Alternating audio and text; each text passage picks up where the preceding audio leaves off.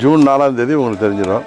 இன்றைக்கு தமிழ்நாட்டில் இருக்கிற மக்கள் விரோத திமுக ஆட்சியை 2026 முடிவு கட்டுகின்ற விதமாக தமிழ்நாட்டு மக்கள் அதுக்கு நல்ல தீர்ப்பளிப்பார்கள் என்று எதிர்பார்க்கிறோம். அவர் நான் எதிர்கட்சிக்காரர் தான் இருந்தாலும் முதலமைச்சரை, மக்களால் தேர்ந்தெடுக்கப்பட்ட முதலமைச்சரை, அதில் அமைச்சர்களாக உள்ளவங்க, காவல்துறை அதிகாரிகளை உரிமையில் பேசுகிறது நீதிமன்றமே நீங்கள் கண்டிச்சிருக்காது.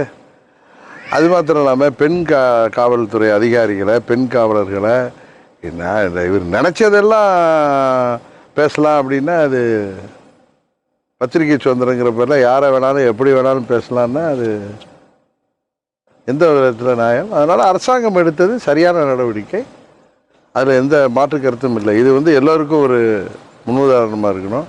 எப்படி எல்லோரும் சட்டத்திற்கு முன்பு சமம். அது எவ்வளோ பெரிய பவரில் இருந்தாலும் சரி, எவ்வளோ பெரிய ஜாம்பவனாக இருந்தாலும் சரி, அது ரொம்ப அநாகரிகமாக இருந்தது அவரது பேச்சு. அது அவர் கருத்துக்களில் யாருக்கும் உடன்பாடு இருக்க முடியவே முடியாது. அவர் குடும்பத்தை சேர்ந்தவர்களுக்கு கூட இருக்க முடியாது. தமிழகத்தில் தான் சட்டம் ஒழுங்கு சந்திச்சிருக்குது. அதனால தான் திமுக பயந்து கொண்டு தான் மக்களை காசு கொடுத்து ஊழலில் திளைத்த பணத்தை கொண்டு திரு அண்ணாமலை அவர்கள் சொன்னது போல் கஞ்சா விட்ட காசை ஊர் ஊராக தெருவாக கொடுக்குறாங்க. மக்கள் இவர்களுக்கு தக்க பாடம் புகட்ட வேண்டும் என்று எதிர்பார்க்கிறோம். உறுதியாக தேனி பாராளுமன்ற தொகுதி மக்கள் திமுக ஆட்சிக்கு ஒரு சவுக்கடி கொடுப்பார்கள் இந்த பாராளுமன்ற தேர்தலில். அது யார் காரணம்? முதலமைச்சர் என்ன சொன்னார்? காவல்துறையை சேர்ந்தவர்கள் இலவசமாக பஸ்ஸில் பேருந்தில் பரப்பலான்னு தேர்தல் அறிக்கையில் சொன்னாரா இல்லையா?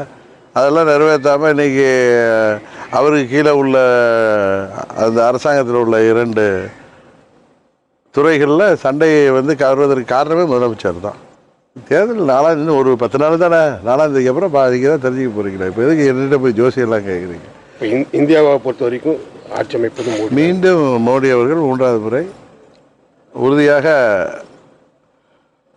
சிறந்த அறுதி பெரும்பான்மையோட முன்பு எடுத்ததை விட அதிகமான தொகுதிகளில் வெற்றி பெற்று மீண்டும் ஒரு சிறப்பான ஆட்சியை அமைப்பார்.